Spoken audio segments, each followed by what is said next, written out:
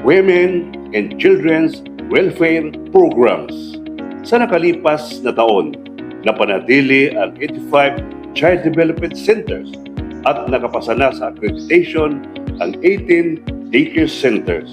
Samantalang ang natitirang 65 daycare centers ay sumilalim na din sa internal accreditation at prioridad ngayong taon na maisaayos ang mga ito sa tulong ng mga punong barangays at nang sa ganon ay malusutan din nila ang external accreditation.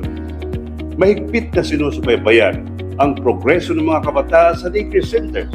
Kabilang dito ang implementasyon ng 14th cycle supplementary feeding para sa 2,532 daycare pupils na nagkakahalaga ng 4,557,600 pesos para sa school year 2024-2025. Samantalang, ang 15th cycle ay natapos na din at ito ay nagkakahalaga ng 8,631,000 pesos. Ngayong taon ay isasagawa naman natin ang 16th cycle supplemental feeding para sa 120 days feeding program ng mga kabataang nasa daycare centers.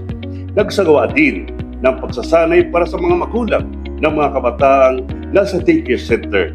Nakapagbigay ng 2,877 na mga libro para sa mga kabataang nasa 85 daycare centers. Ang bahaging ito ay hatid sa inyo ni Mayor Severino Jojo Francisco at ng himpilang ito.